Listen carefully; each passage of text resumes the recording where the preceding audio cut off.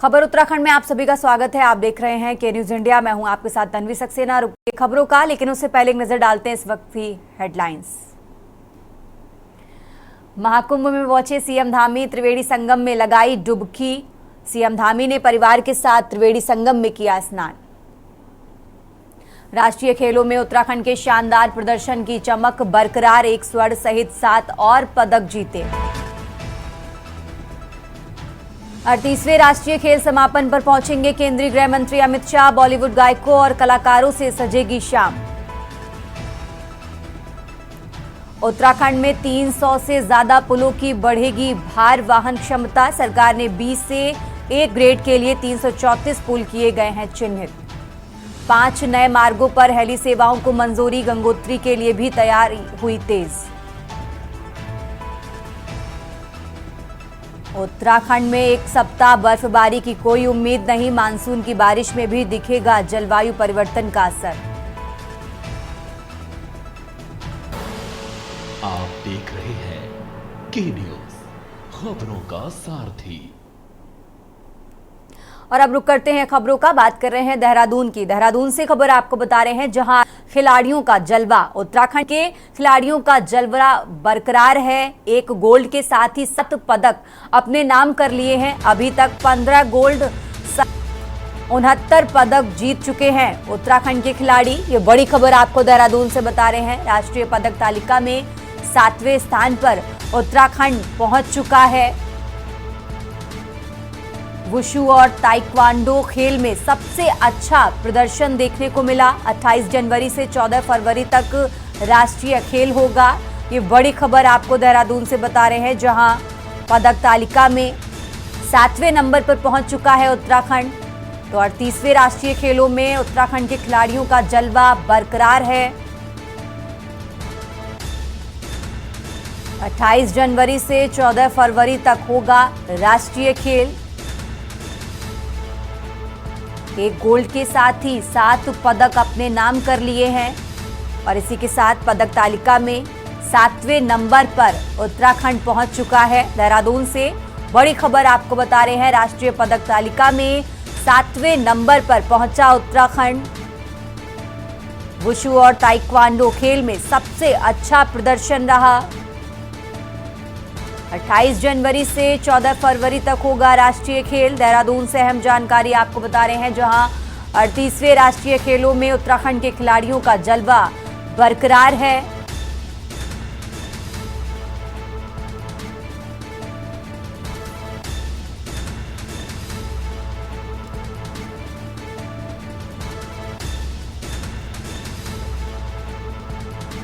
एक गोल्ड के साथ ही 7 पदक अपने नाम किए हैं। और ज्यादा जानकारी के लिए हमारे साथ आशीष जुड़ गए हैं। आशीष, जिस तरीके से जानकारी मिल रही है कि उत्तराखंड के खिलाड़ियों का बहुत अच्छा प्रदर्शन है, पदक तालिका में उत्तराखंड 7वें नंबर पर पहुंच चुका है, क्या कुछ पूरी जानकारी जरा दर्शकों को बताइए आशीष।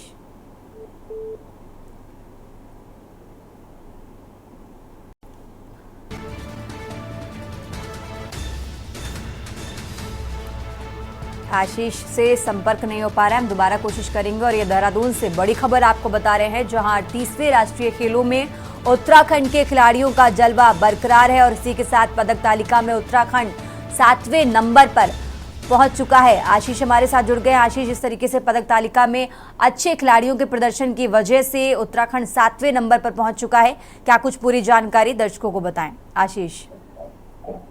जिस तरीके से उत्तराखंड में 28 जनवरी से जो है राष्ट्रीय खेल आयोजित हो रहे हैं, 14 फरवरी तक ये आयोजन होना है। पहली बार उत्तराखंड ने राष्ट्रीय खेलों में इतना शानदार प्रदर्शन किया है। और जो है अभी 7वें स्थान पर उत्तराखंड पहुंच चुका है। तो कहीं ना कहीं उम्मीद जताई जा रही है कि इस बार उत्तराखंड अच्छा प्रदर्शन कर रहा है। अभी 14 फरवरी तक अभी और भी कई खेल होने हैं, टेनिस, जो टेबल टेनिस और तमाम खेल अभी होने बाकी हैं। तो उत्तराखंड ने इस बार अच्छा प्रदर्शन किया है और 69 अभी तक जो पद जीत चुके हैं खिलाड़ी उत्तराखंड के।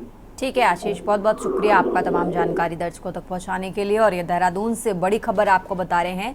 देहरादून से अहम जानकारी, जहां राष्ट्रीय खेलों में उत्तराखंड के खिलाड़ियों का वुशु और ताइक्वांडो खेल में सबसे अच्छा प्रदर्शन रहा है और इसी वजह से पदक तालिका में 7वें नंबर पर उत्तराखंड पहुंच चुका है।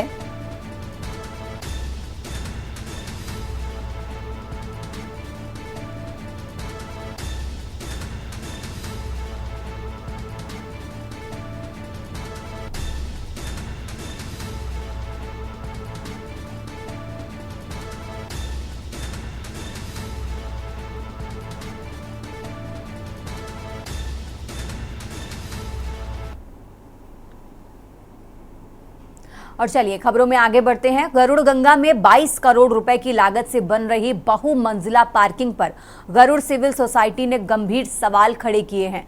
सोसाइटी के संरक्षक और अधिवक्ता DK जोशी ने जिलाधिकारी बागेश्वर को भेजे पत्र में आरोप लगाया कि 7 जून 2024 के शासनादेश के अनुसार बहुमंजिला पार्किंग का निर्माण गरुड़ तहसील के पाए ग्राम में होना था, लेकिन इसे गरुड़ गंगा के किनारे बनाया जा रहा है। उन्होंने कहा कि शासनादेश का उल्लंघन कर भारी मशीनों को गरुड़ गंगा में उतारा गया है।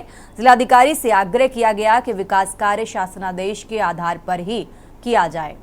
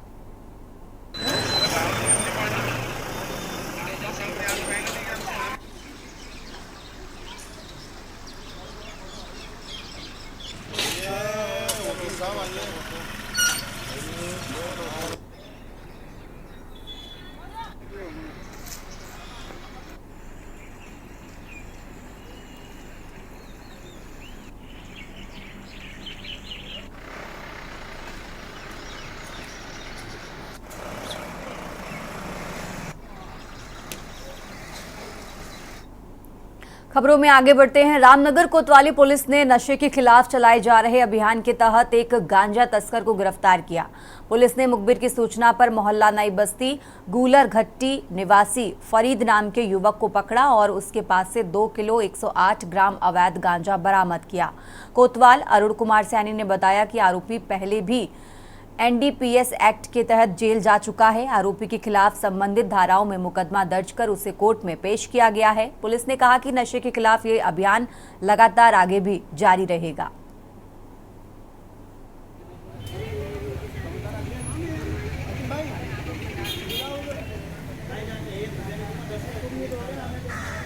बीआई में मुझे मत भेजो, बीआई में मत भेजो, मत भेजो। बीआई में क्यों भेज रहा हूँ मुझे खाली? बीआई में मत भेजो। वो नहीं है क्या? वो भी रखो माल। और खड़ा तो फिर फोटो डालने का इसे हाथ पकड़ा दो। हो गया अभी खींच लो यार। बस चच्चा पकड़ ले। मेरा माल ही नहीं है, कुछ नहीं है। भेज रहा हूँ खाली की सर, नशे के खिलाफ फिर पुलिस ने अभियान चलाया, एक आरोपी पकड़ाया गांजे के साथ। कौन आरोपी, कितना गांजा है? देखिए, आज थाना रामनगर द्वारा फरीद पुत्र राशिद को 2 किलो 108 किलोग्राम गांजे से गिरफ्तार किया गया है। आरोपी नशे का आदी है, पूर्व में भी NDPS एक्ट में जेल जा चुका है और इसके विरुद्ध अभियोग पंजीकृत किया गया है। माननीय न्यायालय पेश किया जा रहा है। खबरों में आगे बढ़ते हैं। खबर रामनगर से है, जहां अपने परिजनों के साथ घास लेने गई एक युवती पर गुलदार ने हमला बोलते हुए उसे गंभीर रूप से घायल कर दिया।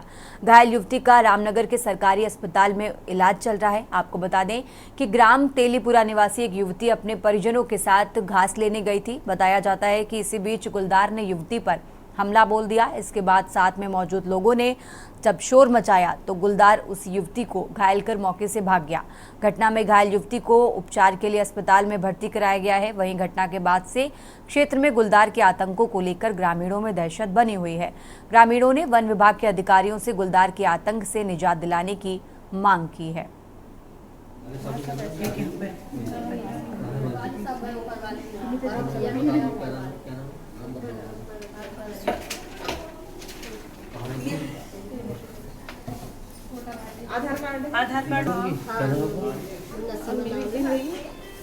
घास लेने गए थे, गुलदार ने हमें पकड़ लिए।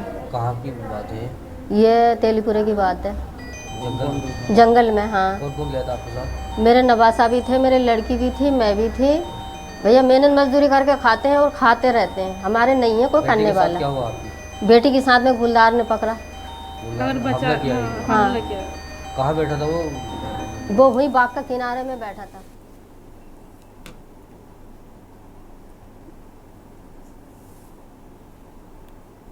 उत्तराखंडी खबरों में आगे बढ़ते हैं। बागेश्वर के कौसानी चाय बागान में चाय बोर्ड द्वारा लौबांज के काश्तकारों की भूमि वापस किए जाने और उनके काम के दिन घटाने से काश्तकारों में चिंता का माहौल है। पहले 28 दिन काम मिलने वाले काश्तकारों को अब सिर्फ 13 दिन काम मिल रहा है, जिससे उनके सामने 2 वक्त की रोटी का संकट खड़ा हो गया है।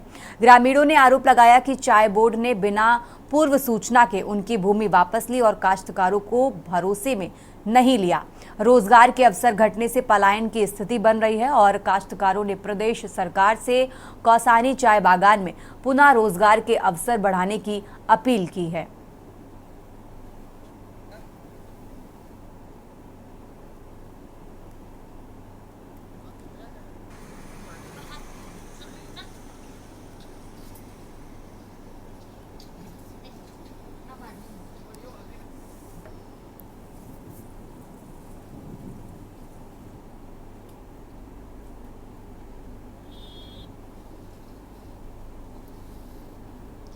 हाँ, ये स्थिति है कि अब क्या नहीं 13 दिनों को नहीं हो।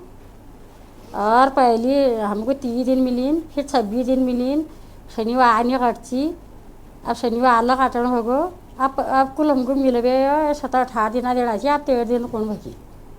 और हम बरसात में टिपनू, जोका में टिपनू, और हमको न के फैसिलिटी दी नहीं। फिर हमको हमारा रोजगार का इसी नहीं। पहले तो काम करते थे, अब पहले सही था। अब काम करते तो अब दिन काट रहे हैं। पहले पूरे 28 दिन का ना मिलता था, अब तो 13 दिन के बोल रहे हैं देने के लिए। अब 13 दिन में क्या होगा? है क्या है? हाँ, ज़मीन तो हमारी है, अपनी है ज़मीन। सरकार से हम कहना चाहते हैं कि हमारा जब 13 दिन चलेंगे तो उसमें घर कैसे चलेगा, तो आगे बढ़ाए करके। उन्होंने हमारे बीच कोई नहीं आया, सिर्फ दे दिया उन्होंने। अभी तो कुछ नहीं आया, बताया नहीं उन्होंने वहाँ से। परेशानी तो ये है कि ये हम इसमें इसी पर रोजगार निर्भर हैं। चाय बोर्ड ने ये कहा था कि 208 हेक्टेयर जो कौसानी क्षेत्र है, शुरू में जो चाय लगी है, उसको हम ये मॉडल की तरह मतलब इसको विकसित करेंगे। ये वापस ही कर रहे हैं, वापिस जा रहे हैं, जो कि हमारा एग्रीमेंट तहसील द्वारा हुआ है रजिस्ट्रार के वहाँ। ये अपने उससे यहाँ वो एग्रीमेंट वहाँ से निरस्त नहीं करवा रहे हैं। ना ये गुप्त तरीके से काम है, काश्तकारों को तो बुलाया ही नहीं गया। सर मेन तो यह है कि यहाँ अभी सबको रोज़गार की ज़रूरत है और सरकार भी हमारी चाह रही कि उत्तराखंड में रोज़गार बढ़े और यहाँ काफ़ी ज़्यादा लोग इससे जुड़े हुए हैं। अभी ये जो हमारा बोर्ड है ये वापसी कर रहा है और हम इतने सक्षम नहीं है कि अपने बागान को पहले की तरह चला पाएँ।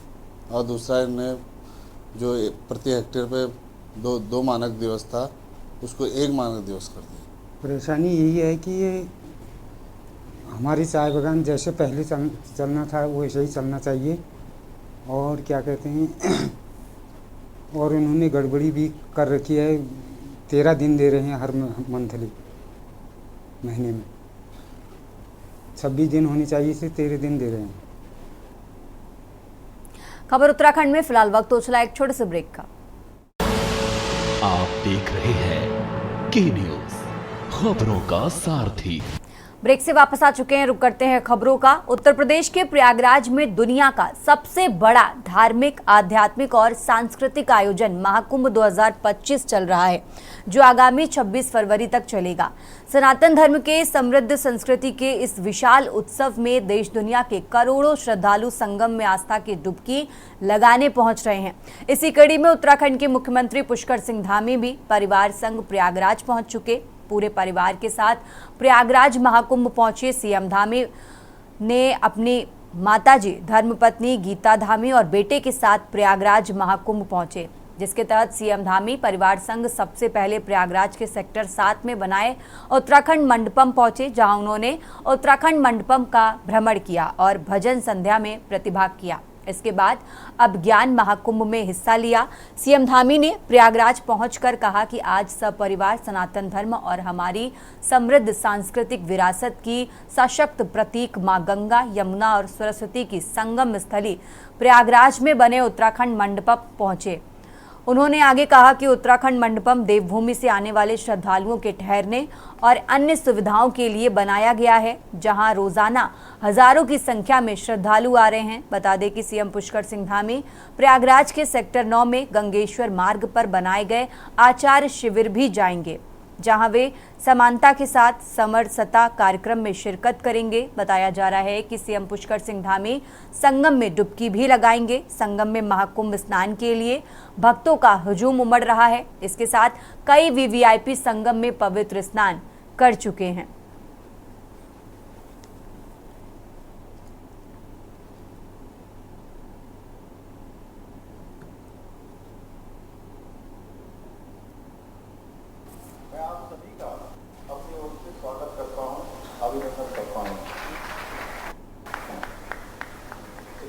प्रसार के लिए ज्ञान महाकुंभ का आयोजन किया गया है।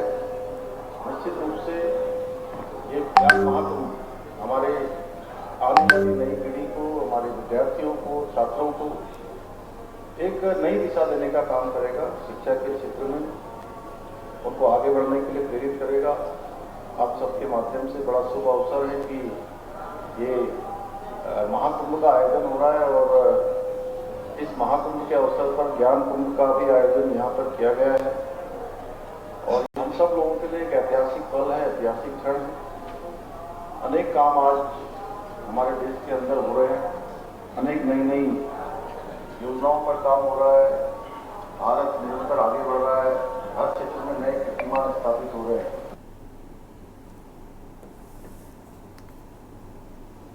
खबरों में आगे बढ़ते हैं। रामनगर वन विभाग तराई पश्चिमी के बैल पड़ाव रेंज के छोई क्षेत्र में प्रस्तावित चांदनी पर्यटन जोन के खिलाफ दर्जनों ग्रामीणों ने महापंचायत का आयोजन किया। ग्रामीणों ने इस नए पर्यटन जोन को खोलने का विरोध करते हुए कहा कि ये उनके गांव और पर्यावरण के लिए हानिकारक साबित हो सकता है। ग्रामीणों का मानना है कि इस जोन के खोलने से जंगल में जिप्सियों और मानव के प्रवेश में हिंसक वन्य जीवों का वास स्थल प्रभावित होगा और ये जानवर गांवों की ओर रुख करेंगे, जिससे मानव वन्य जीव संघर्ष की घटनाएं बढ़ सकती हैं। उन्होंने उदाहरण के तौर पर हाल में हुए बाघ के हमले का हवाला भी दिया। और सीधा आपको लिए चलते हैं, राजधानी प्रयागराज का रुख करते हैं, महाकुंभ का रुख करते हैं, जहां राष्ट्रपति द्रौपदी मुर्मू पहुंची हैं और सीधा तस्वीरें आपको महाकुंभ की दिखाएंगे, जहां आस्था की डुबकी संगम में लगाती नजर आ रही हैं राष्ट्रपति द्रौपदी मुर्मू। सीधा तस्वीरें आपको टीवी स्क्रीन पर दिखा रहे हैं, जहां आस्था की डुबकी लगा चुकी हैं राष्ट्रपति द्रौपदी मुर्मू। आज प्रयागराज के दौरे पर हैं और संगम नगरी में देखिए आस्था की डुबकी लगा चुकी हैं राष्ट्रपति द्रौपदी मुर्मू।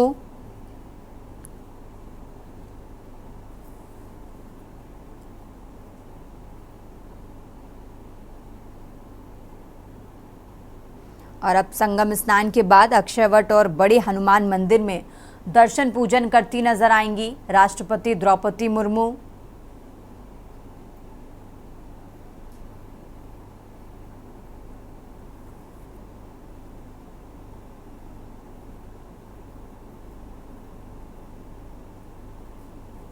तो ये सीधा तस्वीरें आपको टीवी स्क्रीन पर दिखा रहे हैं, जहां राष्ट्रपति द्रौपदी मुर्मू ने आज संगम में आस्था की डुबकी लगाई और इसके बाद अब अक्षयवट और बड़े हनुमान मंदिर में दर्शन पूजन करती नजर आएंगी राष्ट्रपति द्रौपदी मुर्मू।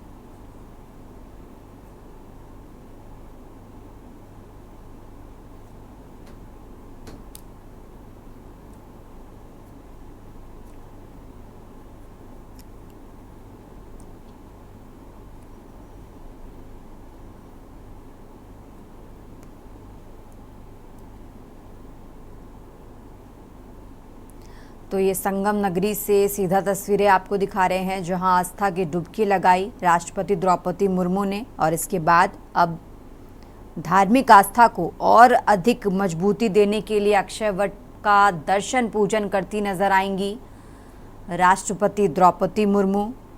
सनातन संस्कृति में अक्षय वट को अमरता का प्रतीक माना जाता है।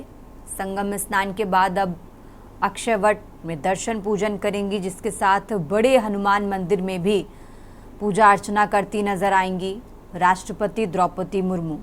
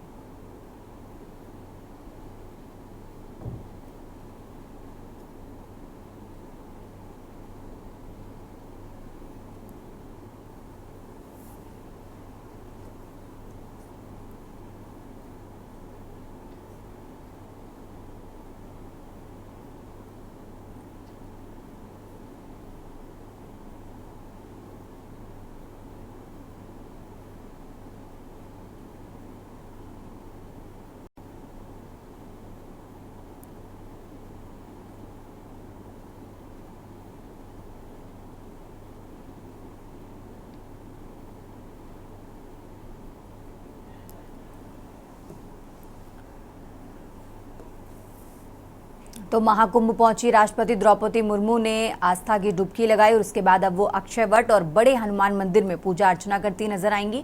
इस बुलेटिन में मेरे साथ फिलहाल इतना ही। आप देखते रहिए के न्यूज इंडिया। आप देख रहे हैं के न्यूज, खबरों का